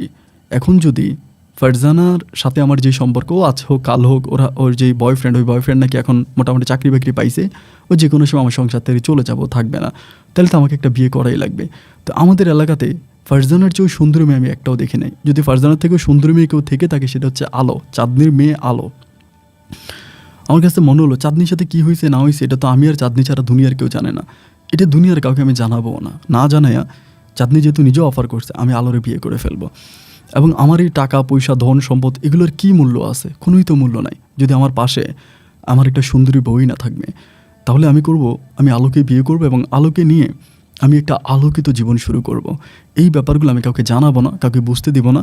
আমি এই ব্যাপারগুলো নিয়ে আর কোনো রকমের কোনোভাবে ইন্টারেস্টেড হব না। এই কথাটা আমি চিন্তাভাবনা করে আমি তখন থেকে আমি নিজেই ফারজানাকে বলতে থাকি যে তুমি কবে যাবা, আমার ঘর থেকে কবে যাবা, তুমি চলে যাও, আমি তোমার সাথে থাকবো না। এইবার দেখি ফারজানা উল্টা আমার উপরে টান দেখাইতে আছে, মানে ভালোবাসা দেখাইতে আছে। না, ও আমার কাছে সরি বলতেছে এবং নিজেও বলতেছে যে ওর বয়ফ্রেন্ডের সাথে যা যা হয়েছে এগুলোর জন্য অনেক সরি, আমি ওকে নিয়ে সংসার করার জন্য। কিন্তু আমার ভিতরে তখন আর ওর জন্য ওই ফিলটা আসতেছে না। যেহেতু ওর বয়ফ্রেন্ডের সাথে এই কাজগুলো করছে, ভালোবাসে ঠিক আছে, কিন্তু ওই জিনিসটা আর আসতেছে না যে শারীরিক সম্পর্ক করব, সংসার করব, এই জিনিসটা আর আসে না। না আসার কারণে আমি তখন পরের দিনে চাঁদনিরে ফোনের মাধ্যমে জানাই দিলাম যে চাঁদনি আমি তোমার প্রস্তাবে রাজি আছি, তুমি তোমার মেয়ের সাথে কথা বলো। ও তো শুনে মহা খুশি, ও বলে আলহামদুলিল্লাহ, তোমার মতো একটা ব্যবসায়িক যদি আমার মেয়েটারে বিয়ে করে তাহলে আমি আল্লাহর কাছে আর কোনো কিছু চাওয়ার নাই, আমি বাকি জীবনটা নামাজ রোজা করেই কাটাই দিব। তুমি আমার মেয়েটাকে নিয়ে ভালো থাকো, আমার মেয়েটারে শান্তিতে রাখো, আমার মেয়েটারে সুস্থ রাখো। আমাকে এই কথাগুলো বলে। আমি বললাম আচ্ছা ঠিক আছে ফাইন। এমন করে চাঁদনির সাথে আমার কথাবার্তা সব কিছু ডিল হলো, সব মিষ্টি কথাবার্তা হলো। হওয়ার পরে ওর মেয়েকে মনে হয় জানাইছে নাকি আমি জানি না। এর 2 দিন পরে মানে এর পরের দিনে চাঁদনি আমাকে ফোন দিয়ে বলতেছে, শোনো আমার মেয়েটা তো বয়স কম এবং ও তো এখনও দুনিয়াদারি সম্বন্ধে অত ভালো বুঝে না, আমি বলছিলাম ও রাজি হয় না, তুমি একটু টাইম দাও, ওর সাথে একটু মাঝে মাঝে কথা বলো। ওর ফোন নাম্বারটা আমাকে দেয়। তো দেওয়ার পরে আমি তখন আলোর সাথে কথা বলি, আলোর সাথে কথা বলার জন্য চেষ্টা করি, কিন্তু আলো আমাকে কেমন যেন একটু ইগনোর করে। এখন ইগনোর করার কারণ তো একটাই, সেটা তো আমি বুঝলাম, যেহেতু আমার বয়স হয়ে গেছে, আমার দাড়ি চুলো মোটামুটি পাইকে গেছে, তো সে জায়গায় হয়তো আমাকেও বিয়ে করতে চায় না, বা ওর মতো সুন্দরী একটা মেয়ে চাইলে তো যে কোনো স্মার্ট হ্যান্ডসাম কোনো ছেলেকে বিয়ে করতে পারে, তাহলে ও হয়তো আমার প্রতি খুব একটা টান নাই, বা এর জন্য এরকমটা করতেছে, আমার এটাই মনে হলো। তো মনে হওয়ার পর আমি তখন চেষ্টা চালাই যাচ্ছি যে যাই হোক সম্ভবত রাজি হতেও পারে একটা সময়, বা আমি ওরকম করে আমার জায়গায় দাঁড়িয়ে খুবভাবে ট্রাই করতেছি, চেষ্টা করতেছি। এমন করে অনেকগুলো দিন কেটে যায়। এর মধ্যে ফারজানা আমার সংসার করার জন্য উঠে পড়ে লাগছে, আমার সংসার করবে। এখনও আমাকে সবসময় ফোন করে, তুমি ঘরে আসো না কেন, তুমি এতক্ষণ বাজারে কেন থাকো, বাইরে কেন থাকো, তুমি দোকানে আসো না কেন, বাসায় কেন আসো না। মানে ও আমার আব্বা আম্মাকে ধরে আবার আমার খুব ভালোবাসা দেখাইতেছে। কিন্তু ভাই এখনও আমাকে যত ভালোবাসা দেখাচ্ছে আমি কেন যেন ওর কাছ থেকে ঠিক ততটাই সরে যাচ্ছি, মানে ওর কাছে যেতে আমার ইচ্ছা করে না। আমি ওর কাছ থেকে নিজে নিজে কেমন যেন একটু দূরে সরে যাচ্ছি, আমার দূরে সরে যেতে ভালো লাগতেছে। আমি ওর কাছ থেকে যত দূরে যাচ্ছি ও আমাকে কাছে আনার জন্য ঠিক ততটাই টানতেছে কাছে নেওয়ার জন্য, আমি ওর কাছ থেকে পুরোপুরি দূরে সরে যাচ্ছি। যেহেতু এতগুলো বুঝছো তুই আমাকে এভাবে কষ্ট দিলি, এরপরে তোর সাথে সংসার করা, একসাথে থাকা, এগুলো আমার কোনো প্রয়োজন নেই, আমি এসব করবো না, আমি এসব আর তোর সাথে করবো না, এগুলো বলে আমি তখন নিজে ওর কাছ থেকে সরার জন্য ট্রাই করতেছি, চেষ্টা চালিয়ে যাচ্ছি। কিন্তু না, ও ওর জায়গায় দাঁড়িয়ে খুব ট্রাই করতেছে আমার সাথে সংসার করার জন্য, অ্যাডজাস্ট হওয়ার জন্য, আমি আর হচ্ছি না। এমন করে চলতেছে। আর এদিক দিয়ে চাঁদনি ওর মেয়ে আলোরে খুব বুঝাইতেছে যে আলো, শাহিন ছেলেটা অনেক ভালো, ওরে তুই বিয়ে করতে পারিস, এটা বলে অনেকভাবে বোঝায়। আলো আর ওই আমার প্রতি খুব একটা অ্যাক্টিভেটেড হয় না। তারই প্রায় 7 থেকে 8 মাসের মতো কেটে যায় এই ঘটনাগুলোর মধ্যে। এতে ফারজানাও পড়ে আসে আমার পরিবারে, চাঁদনি ওর মেয়েকে বোঝানোর জন্য চেষ্টা করতেছে। তখন এই 7-8 মাস পরে চাঁদনি বোঝানোর পরে আলো একটুখানি সফট হয়, মানে একটু নরম হয়। নরম হওয়ার পরে আমি একদিন ওদের বাসায় যাই। বাসায় যাওয়ার পরে ওর মা বসে আছে, ও বসে আছে। বসে থাকা অবস্থায় আলো কিন্তু আবার একটু টর্দা করতো আর কি, এরকম না যে উশৃঙ্খল চলাফেরা করতো তা না, বোরকা পড়তো, পর্দাও পড়তো, হিজাব পড়তো। ও তখন আমাকে বলতেছে যে আমার আম্মু আপনার সাথে আমার বিয়ে ঠিক করছে, এতে আমার কোনো আপত্তি নেই, এতদিন আমি যা করছি সবই বুঝতে পারছি, বাট এখন আমি দিন দুনিয়া নিয়ে চেষ্টা করতেছি, পৃথিবী নিয়ে ভাবতেছি। তো আপনার কাছে আমার একটা অনুরোধ আছে, বিয়ের আগে আমি একটু আল্লাহর পবিত্র ঘর কাবা ঘরটা দেখে আসতে চাই। ও আমাকে বলতেছে। আমি তখন বললাম, ভালো কথা, তুমি আল্লাহর পবিত্র কাবা ঘর দেখবা, আমার তো কোনো আপত্তি নেই, সমস্যা নাই। তো আমরা একসাথেই যাই। বিয়ের পর আমরা স্বামী স্ত্রী হানিমুন করার জন্য অনেকে অনেক দেশে যায়। আমরা হানিমুন করার জন্য আল্লাহর পবিত্র নগরী, আল্লাহর পবিত্র দেশ সৌদি আরবে আমরা কাবা ঘর দুজনে জিয়ারত করবো, ওইটা ভালো না? আমাকে বলতেছে না, আমি আগে গিয়ে আল্লাহর পবিত্র কাবা ঘরটাকে দেখে আসতে চাই, হজ করতে চাই, হজ করে এসে আমি আপনাকে বিয়ে করব, এবং বিয়ে করার পরে আমি সুন্দর একটা জীবন পরিচালনা করবো, আমি পর্দা করব, বাসা থেকে বেরোবো না, সবসময় আপনাকে ভালোবাসবো, কারণ বাসা থেকে বেরোলে অন্য ছেলে দেখলে আমার ভালো লেগে যাবে, যার জন্য আমি আপনার দিকে আমার অ্যাটেনশনটা রাখবো, আমি আপনার প্রতি লুকিংটা রাখবো, আমি বাসা থেকে বেরোবো না, সবসময় আপনার সাথে থাকবো, কিন্তু আমি হজটা করে আসতেছি। তখন আমার ভিতরেও জিনিসটা জাগলো যে ও যদি হজে যেতে চায় তাহলে ভালো হজটা করে আসুক, অত আপত্তি তো নেই, সমস্যা তো নেই, ওর তো হজ করার মতো বয়সও হয়েছে মোটামুটি। পরে আমি বললাম যে ঠিক আছে ওকে ফাইন, আমি তোমাকে হজে পাঠাবো। তখন আমি তাকে হজে পাঠানোর জন্য আলাপ আলোচনা করতেছি কীভাবে পাসপোর্ট করা যায়, হজে পাঠাবো। এই সময় হজেরও টাইম আসতেছে, মানে রমজানের পরে। পরে আমি তার হজে পাঠাইলাম, সব কিছু কাগজপত্র ডকুমেন্ট সব কিছু ঠিকঠাক করে ওর মায়ের সাথে ও গেল, মানে এয়ারপোর্ট পর্যন্ত দিয়ে আসলো, হজ করতে গেল। এখন হজ করতে গিয়ে ও আসলে পরে আমি ওর বিয়ে করবো। এর মাঝে কিন্তু ওদের যেই মানে ওদের কিন্তু কোনো ব্যবসা বাণিজ্য নয়, পুরো 1 থেকে 1.5 বছরের মতো এই চাঁদনি কিন্তু আমার উপরেই ডিপেন্ড। আমি ওদের ঘর ভাড়া, ওদের থাকা খাওয়া খরচ যাবতীয় যা কিছু আছে সব কিছু আমি দিচ্ছি। ওদের কাছ থেকে কিন্তু আমি কোনো কিছু পাচ্ছি না, বা ওরা কিন্তু তখন ওই বুটিক্সের যে কাজগুলো করতো এগুলো বন্ধ করে দেয়। যাই হোক, এরকম করে চলতে চলতে চাঁদনি তখন কী করে সৌদি আরবে যায়। কিন্তু সৌদি আরবে যাওয়ার পরে ওর সাথে আমি আর কোনো যোগাযোগ করতে পারি না। ও নিজের আম্মুর সাথে যোগাযোগ করে না, ওর মার সাথে যোগাযোগ করে না। প্রায় 1 মাস হয়ে যায়, সৌদি আরবের হজ কমপ্লিট হয়ে যায়, সবাই হজ থেকে চলে আসে, ও আসে না। হজ কমপ্লিট হয়ে যায়, হজ থেকে সবাই চলে আসে, কিন্তু ও আসে না, ওরে পাই না। এবং খোঁজখবর নিয়ে ওই ট্রাভেল এজেন্সির মাধ্যমে জানতে পারে যে ও নাকি পালাইছে, ওই হজের নাম দিয়ে গিয়ে ও সৌদি আরব থেকে পালাইছে, মানে ওই হজ ক্যাম্প থেকে পালাইছে। তাহলে কোথায় গেল, ওরে আর পাইতেছে না। এদিক দিয়ে ওর মাও খুব টেনশন করতেছে, কান্নাকাটি করতেছে। তারই প্রায় 1.5 মাস পরে ওর মার সাথে যোগাযোগ করে। ওর মা আমাকে ফোন দিয়ে বলতেছে যে আলম তুমি তাড়াতাড়ি আমার বাসায় আসো। আমি তখন দৌড়ে ওর বাসায় যাই। বাসায় গেলে বলে ওর মা আমাকে বলতেছে যে এমন এমন ঘটনা, মেয়ের সাথে আমার যোগাযোগ হয়েছে, ও কান্নাকাটি করতেছে। তাই আমি বললাম ও পালাইলো কেন? তো আমাকে বলতেছে ও পালাইছে, আসলে মূল কথা হয়েছে তোমার পছন্দ করে না, তোমাকে বিয়ে করতে চায় না। এখন দেশে থাকলে তো আমি ওর যেভাবেই হোক চাপ দিয়া বিয়েটা করাই দিব, বা বিয়ে করতেও বাধ্য হবে। এই জন্য পালাই গেছে, যাতে ওইখানে গেলে আর বিয়েটা না করা লাগে। তা আমি বললাম যে ওদের পালাই গেল, সৌদি আরবে ও চিনে কারে, কাদের সাথে ওর পরিচয়, ও কীভাবে সৌদি আরবে গিয়ে পালায় গিয়ে ও কী করছে? বলে আছে একটা বাঙালি ফ্যামিলির সাথে কেমনে কেমনে হজে গিয়ে পরিচয় হয়েছে, ওই বাঙালি ফ্যামিলিটার সাথে ও আছে, ওইখানে ভালোই আছে। এখন কি করবো বলো, তো আসতে চায় না। আমি বললাম তুমি যেমনে পারো ওরে নিয়ে আসো, ওরে তুমি আনো, ওরে আনতে হবে, ওরে না আনলে তো হবে না। ওকে তুমি যেভাবেই পারো নিয়ে আসো, ওরে বুঝে শোনে কান্নাকাটি করে তুমি ইমোশনালি ব্ল্যাকমেল করে ওকে নিয়ে আসো। আমাকে বলো আচ্ছা ঠিক আছে তুমি চিন্তা করো না, আমি ওকে আনার জন্য খুব চেষ্টা করতেছি। এইভাবে ভাই আরও 15-20 দিনের মতো কেটে যায়। মা মেয়ের কথা হয়, সবসময় আমাকে দেখে, আমার সামনেও কথা বলে, ওই কান্নাকাটি করে, ওর মাও কান্নাকাটি করে, আসতে বলেও আসে না। এরপরে এবার আমি বললাম যে কোথায় আছে, ঠিকানাও দেয় না, মানে ও কোথায় যে আছে এই জায়গায় ওর ঠিকানা ওর মাকেও দেয় না। তখন ইমু বেরোয়ছিল, ইমুর মাধ্যমে কথা বলতো, ভিডিও কলে মাঝে মাঝে কথা বলতো, দেখাইতো যে আম্মু আমি এই জায়গায় আছি, এটা কিন্তু ঠিকানা দিত না যে এক্স্যাক্টলি কোথায় আছে। পরে আমাকে এই চাঁদনি বলতেছে একটা কাজ করি, শোনো শাহিন, মেয়েটা এইভাবে আসবে না। আমি যতই চেষ্টা করি, যতই কিছু করি, মেয়েটার এইভাবে আসবে না, মেয়েটাকে আমার এইভাবে আনা সম্ভব না, ও আর আসবে না। একটা কাজ করি, আমি যাই, আমি গিয়ে মেয়েটাকে নিয়ে আসি। আমি বললাম তুমি যাইবা, যে তুমি যে চলে আসবা তার কি গ্যারান্টি আছে, তুমি যদি না আসো? ও আমাকে বলি তুমি কি পাগল হয়ে গেছো, আমার উপর কি তোমার এই বিশ্বাসটা নাই?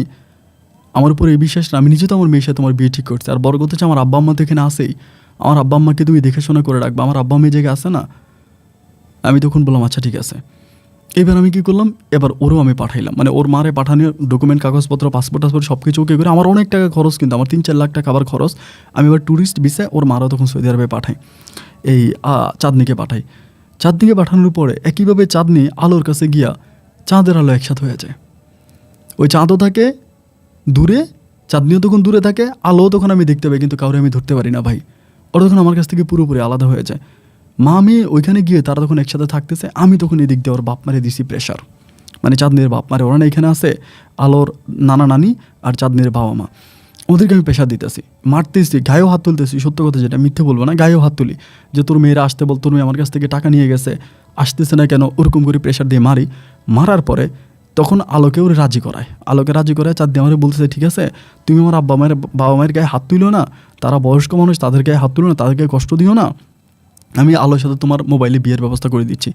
মোবাইলে বিয়েটা হয়ে গেলে আমি জোর করে হইলেও আলোর আমি এই দেশ থেকে নিয়ে আসবো, আলোর আমি এই দেশে রাখবো না, যেমনি পারে আমাকে নিয়ে আসবো, আমি ওকে এই দেশে নিয়ে আসবি। এখন কিন্তু এই ঘটনাগুলো জানাজানি হয়ে গেছে, আমার বউ কিন্তু ব্যাপারটা জানতে পারছে, আমার বউ কিন্তু আমার ছেড়ে জানে এই পর্যন্ত, কিন্তু ব্যাপারটা জানতে পারছে, আমার বাবা মাও জানতে পারছে, এবং আমাদেরই শহরের মোটামুটি সবাই ব্যাপারটা জেনে গেছে, মানে সবাই ব্যাপারটা জানে, এই পুরো ঘটনাটা সবাই জানে। আমি এলাকাতে মুখও দেখাইতে পারি না যে আল্লাহ এটা কী হইলো। এবার আমি বললাম ঠিক আছে তাহলে তুমি মোবাইলের সাথে আমার বিয়ে পড়াই দাও, তুমি মোবাইলে বিয়ে পড়াইলে আমি তোমার মেয়ের এই তোমার ইয়ারে আর মার মনে তুমি মোবাইলে বিয়ে পড়াই দাও। এইবার হইলো কি বলে ঠিক আছে মোবাইলে বিয়ে করাই দিব। এইভাবে মোবাইলে আমার আলোর সাথেও বিয়ে পড়াই দেয়। আমি হুজুর ডাকি, ওইখানে ওরা কলমা কাবিন করে আলোর সাথে আমার বিয়ে হয়, মোবাইলের মাধ্যমে কাবিন টাবিন হয়, কলমা হয়, বিয়ে হয়, মানে কাবিন তো ওরা ওইখান থেকে করে, সব কিছু ওরে বিয়ে হয়, কবুলও বলে, সব কিছু হয়। হওয়ার পরে এবারও দেশে আসতেছে না, পাক্কা 1 বছর কেটে যায়। আমি সবসময় বলি চাঁদনি কী ব্যাপার, ও দেশে আসে না কেন, দেশে আসে না কেন? দেশে আসতেছে না কেন? এক বছর কেটে 2 বছর, মানে 2 বছর কেটে যায়, তখনও ওরা আসতেছে না, মামি আসতেছে না, কিন্তু আল্লাহ আমার সাথে কথা বলতেছে, ভালো ভালো কথা বলতেছে, চাঁদনিও আমার সাথে কথা বলে, বাট আসতেছে না। বা তারা নাকি ওইখানে কি মানে ভালো অবস্থা না আছে, এসে আসবে।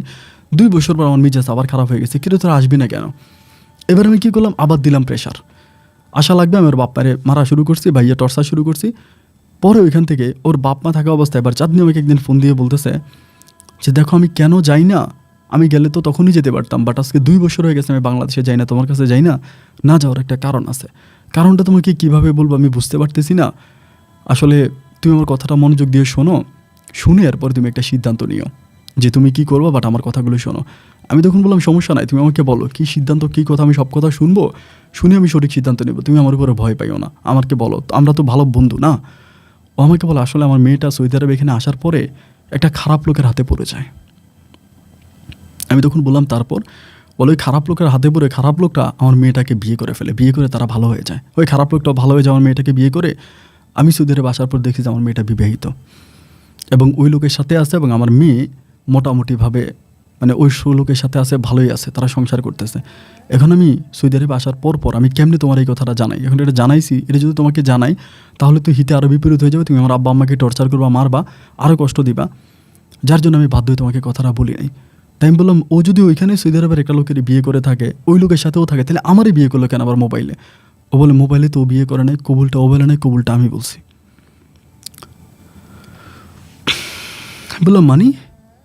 ও বললো কবুল আমি বলছি, কবুল আমার মেয়ে বলে নাই, আমার মেয়ে কবুল বলে নাই, কবুলটা বলছি আমি।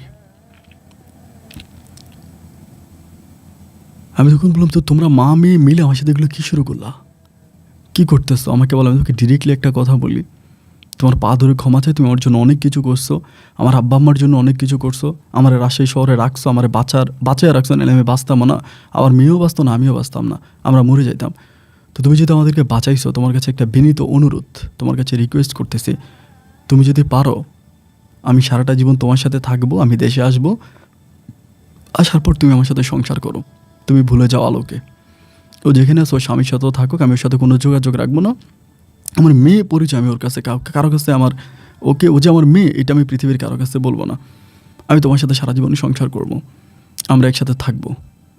তখন আমার ভিতরে রাগ ফেটে যাচ্ছে। আমি বলি আগে আয়, একটার আগে আইনা নেই, এরপরে বুঝলাম। আমি ঠিক আছে তুমি আসো, তোমার কথা আমি রাজি আছি, কিন্তু এটা আমি রাজি কিন্তু হইয়া বলিনি যে আমি তার বিয়ে করবো, তার সাথে সংসার করবো, এটা নিয়ে কিন্তু বলিনি। আমি বলছি শুধু একটা আবার দেশে আয়, দেশে আসলে আমি তোকে বাপের নাম ভুলিয়ে দেবো, আমি যাইতে পারতেছি না, কারণ আমার অনেক ব্যবসা বাণিজ্য, আমি সব ছেড়ে তো আর যেতে পারবো না, তো তুই আয়। এই কথা বলার পরে 15 দিন পরে ওর মা মানে চাঁদনি তখন চলে আসছে দেশে। দেশে আসার পরে রে ভাই, ওর বাপ মায়ের এক রুমে রাইখা ওরে আরেক রুমে রাইখা আমি এমন পিটাইছি, জীবনে কাউরে আমি এত পিটাই নাই, ইচ্ছা মতো পিটাইছি, প্যান্টের বেল খুইলা কাপড় চোপড় খুইলে ইচ্ছা মতো পিটাইছি, যে এত খারাপ হইলি কেমনে, যেটারে পাইছি ওইটারই পিটাইছি। এখন এভাবেই পিটানোর পরে আমি চলে গেছি দোকানে, আমি জানি ও মামলা করবে, আমি ওই প্রস্তুতিতে মামলা করি, কিন্তু ভাই মেয়েটা মামলা করে নাই, মানে এ চাঁদনি মামলা করে নাই। আর বাপ্পারে নিয়ে আসে একদম কুকুরের মতো মারি, গায়ে হাত তুলে, কিন্তু এরপরও মাটি কামড় দিয়া আমার পড়ে আছে, মানে আমার থেকে দূরে সরতেছে না। এমন করতে করতে পরে আমি বললাম যে যা কপালে যা আছে তাই হবে, আমি তোরেই বিয়ে করবো। পরে কি করলাম, কলমা কাবিন করে, ফারজানা কিন্তু পড়েই আছে ওইখানে, আমি তখন এর বিয়ে করে ফেললাম, চাঁদনির বিয়ে করে ফেললাম। এত মারলাম, এত টর্চার করলাম, তাও যখন ছাইড়ে গেল না, মামলাও করলো না, মাটি কামড় দিয়ে পড়ে আছে, যাই হোক মাফ করে বিয়েটা করছি।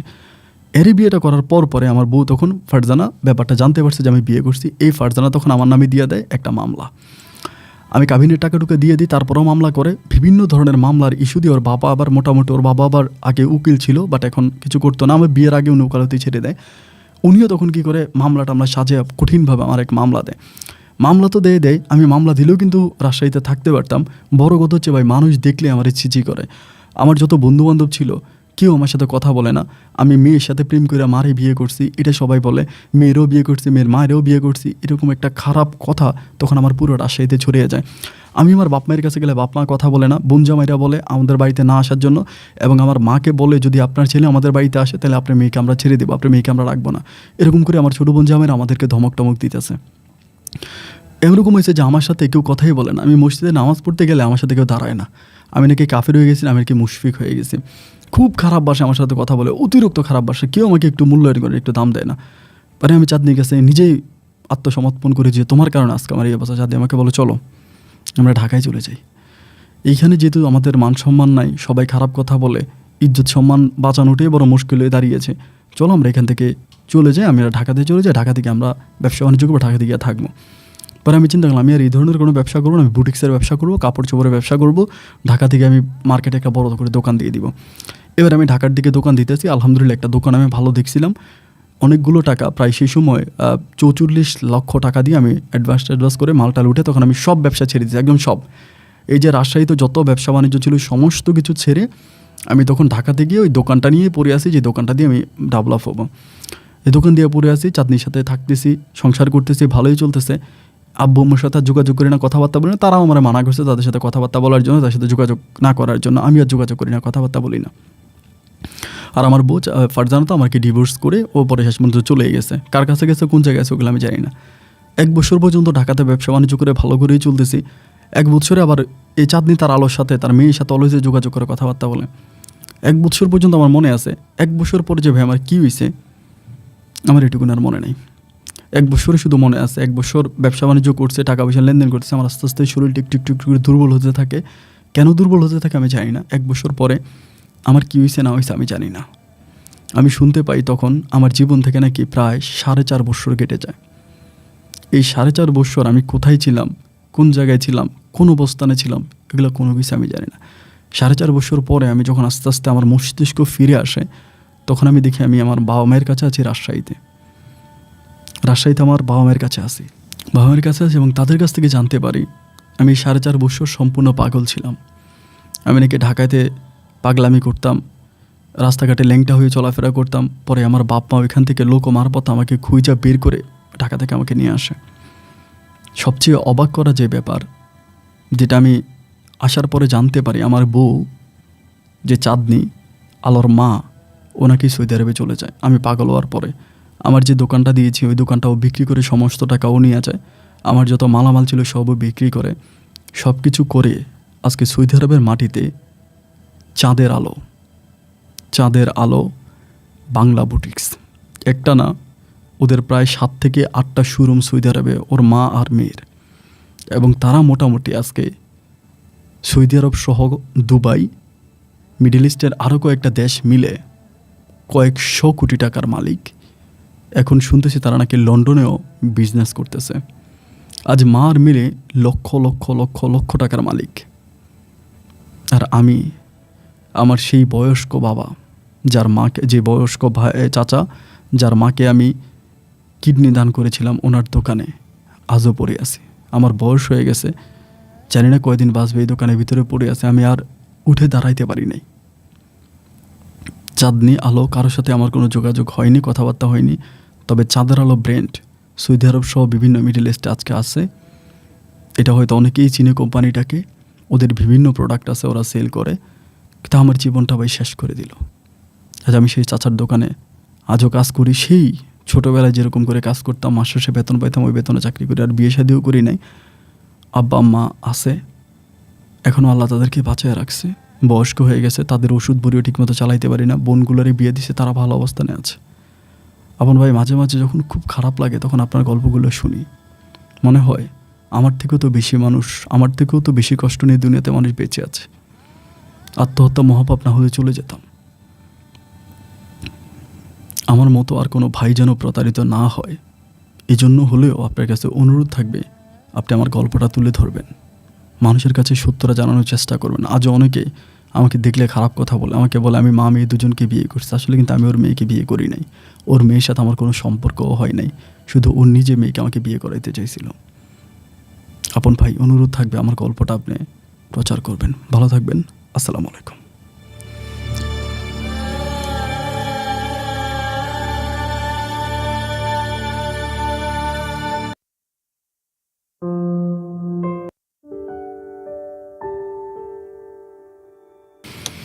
প্রিয় বন্ধুগণ, সবাইকে অনেক বেশি ধন্যবাদ এতক্ষণ পর্যন্ত রাজশাহীর ভাই শাহিন আলমের জীবনের গল্পটা শুরু থেকে শেষ পর্যন্ত আমার মুখ থেকে শোনার জন্য।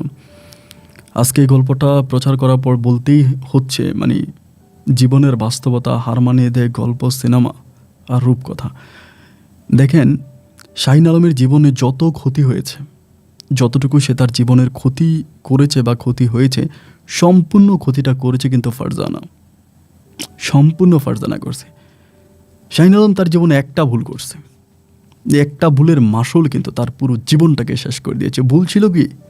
শুধু মেয়ে দেখতে গেছিল, মেয়ে দেখতে গিয়েই মেয়েকে বিয়ে করে ফেলছে। এই মেয়ের সম্বন্ধে না কোনো খোঁজ খবর নিল, না কাউকে জিজ্ঞেস করলো, এবং তার ভাবা উচিত ছিল যে আমি তো মেয়েকে দেখতে আসছি, মেয়ের বাবা কেন মেয়েকে বিয়ে দেওয়ার জন্য পাগল হয়ে গেছে? আরে তো মাত্র দেখতে আসলাম, এখানে কেন বিয়ে করে ফেলতে হবে? এরকম বিয়ে অ্যাভেলেবেল হয়। আমার এক মামা, নাম না বলি, সেম একইভাবে বিয়ে করে। দেখতে গেছে, বিয়ে হয়েছে, কিন্তু এরপরে বউর সাথে এক ফোঁটা পরিমাণে শান্তি নেই, আজও শান্তি নেই। জামাই বউর সাথে মনে হয় যেন মানে কি বলে, আর্জেন্টিনার আর ব্রাজিলের মতো অবস্থা, এরকম ফাইটিং চলে অলওয়েজ, কোনো শান্তি নেই, কেউ করে দেখতে পারে না, সাববেজের মতো সম্পর্ক ওদের। আজকে আমাদের সমাজে এই জিনিসগুলো অহরহ হয়ে থাকে। আমরা একটা বিয়ে যখন করি, এইটা সম্বন্ধে একটু মেয়েটা সম্বন্ধে কোনো রকমের জাস্টিফাই করি না, বা কোনো মেয়ে যদি কোনো ছেলেকে বিয়ে করে তার সম্বন্ধে কোনো জাস্টিফাই করে না, খোঁজ খবর নেয় না, ছেলে আদৌ কোথায় থাকে, কী করে, বা মেয়ের ব্যাকগ্রাউন্ড কীরকম, মেয়ের অতীত কীরকম, এগুলো জানার কোনো চেষ্টা করি না। জাস্ট পছন্দ হয়েছে, চোখে ভালো লাগছে, বিয়ে করে ফেলছে। আরে ভাই, এটা কেমন কথা? সে যদি একটা বারের জন্য, শাহিন ভাই যদি তখনই ফারজানাটাকে বিয়েটা না করে যদি পিছনে ফিরে আসতো, যে না আমি একটু খোঁজখবর নেবো, বা কয়েকদিন পরে করবো, বা একটু সময় দেন, তাহলে কিন্তু তার জীবনের এই ক্ষতিগুলো হয় না। সে কিন্তু তার কাছ থেকে আঘাত পেয়ে চাঁদনির মতো একটা প্রতারক মহিলার কাছে গেল, এবং সেখান থেকে আলো আর চাঁদের আলো মিলে তার জীবনটাকে পুরো জ্বালায় ছারখার করে দিল। যাই হোক বন্ধুরা, আপনাদেরকে সতর্ক করা, আসলে জীবনের গল্প প্রচার করার মানে উদ্দেশ্য এটা নয় যে আমি কোনো কোম্পানিকে, কোনো ব্র্যান্ডকে ক্ষতি করছি, বা কাউকে আমি হেয় প্রতিবন্ধ করছি। আমার টার্গেট একটাই, ওরা যাতে শিক্ষা পায়। আপনারা যারা গল্প শোনেন, আপনাদের জীবনে আজকে হয়তো শাহিন ভাইয়ের মতো অনেক লোকেরা আছে যারা আমার গল্পটা শুনেছেন, তারা হয়তো একই পরিস্থিতির মধ্যে আছেন। আপনি শাহিন ভাইয়ের জীবনটা চিন্তা করেন যে তার জীবনটা শেষ পর্যন্ত কী হলো, সুতরাং আপনি আপনার জীবনে একটু পরিবর্তন করেন। কালকে হয়তো একটা ভাই যখন বিয়ে করতে যাবে, এরকম যখন মেয়ে দেখতে গিয়ে যখন বিয়ে দেওয়ার জন্য পাগল হয়ে যাবে, সেই ভাই শাহিন আলমের গল্পের কথা চিন্তা করে ফিরে আসবে যে না, আমি একটু ভাববো, আমি একটু চিন্তা করবো, তারপর বিয়ে করব। এই যে জিনিসটা যদি একটা মানুষও করে, তাহলে আমার গল্প বলা সার্থক। আমি আবারও বলি, আমার জীবনের গল্প প্রচার করা, এটা অনেকে আপনারা কমেন্ট করেন যে আপন ভাই গল্প কতটুকু সত্য, কতটুকু মিথ্যে, প্রমাণ দেন। না ভাই, আমি প্রমাণ দেওয়ার জন্য বসি না। হ্যাঁ, যেখানে প্রমাণ দেওয়া দরকার আমি সেখানে ঠিকই প্রমাণ দিচ্ছি। আমি আপনাদের কাছে এটা প্রমাণ দিব না। কেন দিব না? আমি এটা কাউকে ছোট করার জন্য গল্প বলতেছি না। আমার গল্প বলার উদ্দেশ্য একটাই, আই রিপিট টু ইউ, আমার গল্প বলার উদ্দেশ্য একটাই, যাতে এই গল্প থেকে আপনি কিছু শিখতে পারেন। এই গল্পের ভাইটা যেভাবে প্রতারিত হয়েছে, আপনি যেন সেভাবে প্রতারিত না হন। That's it. বন্ধুরা, সবাই ভালো থাকবেন, সুস্থ থাকবেন, এই শুভকামনায় আজকের মতো এখানেই বিদায়। দেখা হবে অন্যদিন অন্য কারো বাস্তব জীবনের গল্প নিয়ে। আল্লাহ হাফেজ।